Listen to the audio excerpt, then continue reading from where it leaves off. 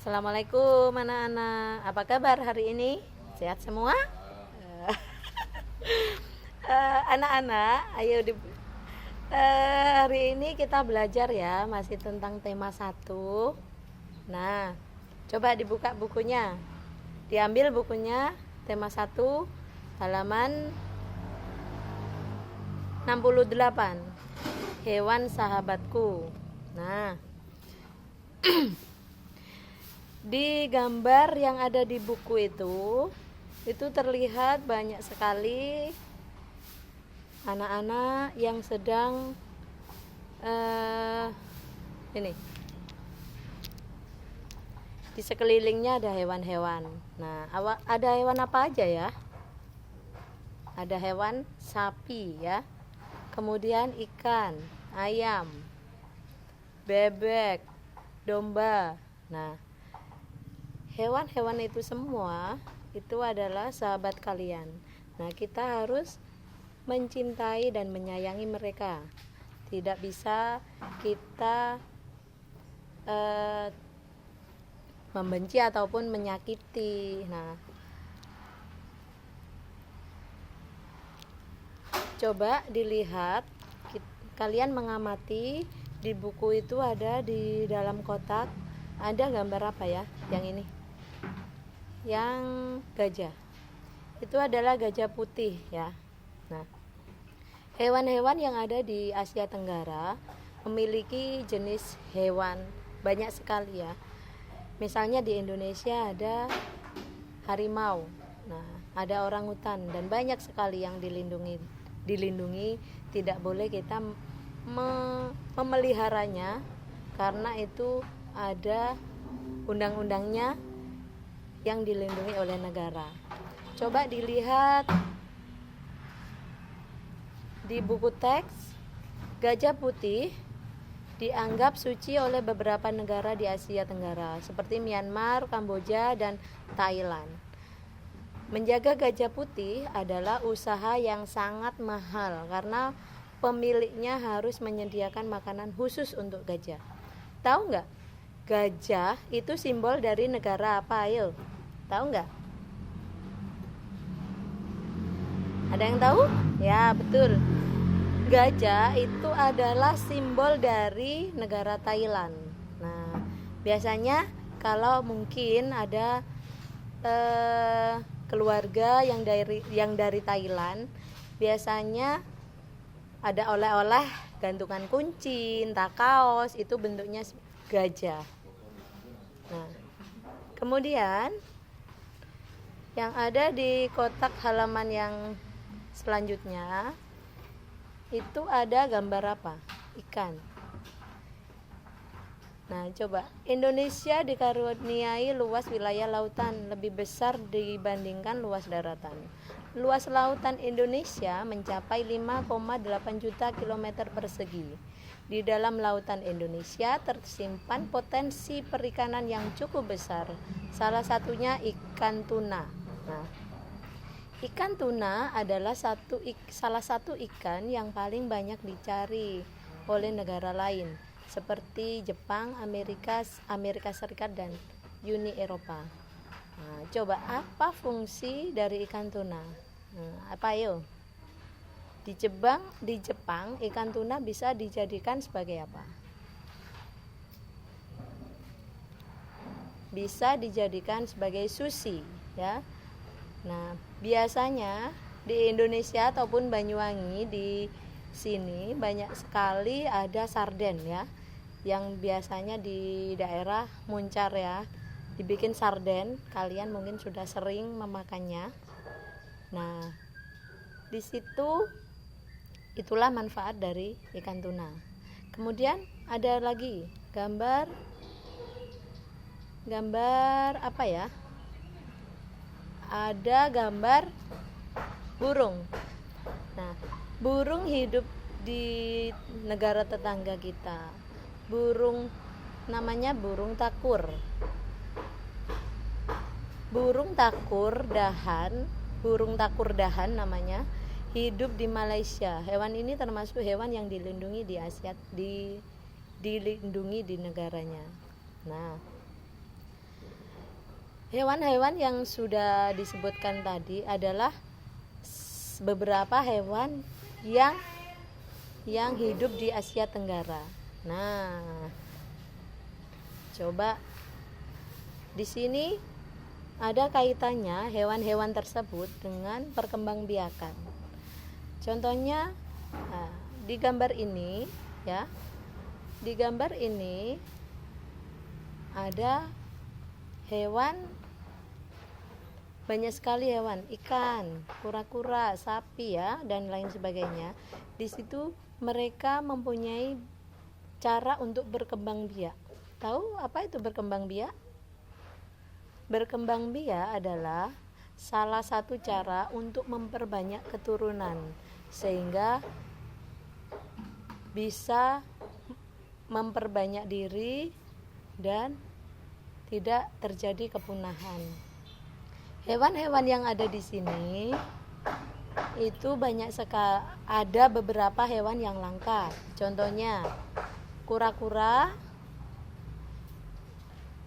paus, kemudian elang, buaya itu juga dilindungi oleh negara kita. Kita tidak boleh memeliharanya di rumah karena ada undang-undangnya. Kalau seperti ini, kucing, ayam, kemudian ayam yang ada di sini juga, sapi. Nah, kenapa dia tidak merupakan hewan langka? Ayo, ada yang bisa? Sapi, ayam, kucing itu tidak, atau ikan yang ada di sini tidak merupakan hewan langka. Kenapa? Karena sapi, kucing, ayam itu adalah hewan-hewan yang mengalami perkembangbiakannya secara terus-menerus. Dia tidak mengalami kesulitan dalam perkembangbiakan. Tetapi misalnya kalau ini kura-kura, dia mengalami suatu hambatan dalam perkembangbiakannya, seperti contohnya telurnya diburu oleh manusia, kemudian dimakan dan tidak jadi kura-kura. Akibatnya perkembangbiakannya dan individu yang akan tumbuh lagi itu tidak bisa karena terganggu oleh manusia. Nah, ini kaitannya dengan perkembangbiakan hewan. Nah, seperti hewan-hewan yang ada di gambar ini itu mengalami perkembangbiakan, ada yang ovipar, ada yang vivipar, ada yang ovovivipar. Tentunya kalian sudah pernah dijelaskan oleh guru kalian mungkin kelas 5 mengenai perkembangbiakan makhluk hidup. Apa ovipar? Ada yang tahu nggak ya? Ovipar adalah perkembangbiakan dengan cara bertelur. Nah, jadi O kan bulat ya, ovipar, jadi itu bertelur. Kalau vivipar itu adalah perkembangbiakan hewan dengan cara melahirkan. Nah, kalau ovovivipar adalah perkembangbiakan dengan cara bertelur dan sekaligus melahirkan. Nah, jadi begini, perkembangbiakan makhluk hidup yang kita bahas pada saat ini ada 3, ovipar, vivipar, dan ovovivipar. Nah, masih ingatkah kalian dengan ovovivipar? Ayo, siapa yang masih ingat? Ovovivipar itu maksudnya bagaimana sih kok bertelur sekaligus melahirkan? Nah, contohnya ya, ular itu adalah hewan yang cara berkembang biaknya dengan cara ovovivipar. bagaimana itu bertelur sekaligus melahirkan? Nah, ular bertelur tapi telurnya masih disimpan di dalam perutnya. Nah, masih disimpan dalam perutnya sehingga pada waktu akan menetas, telur yang ada di dalam tubuh ular dia akan dikeluarkan.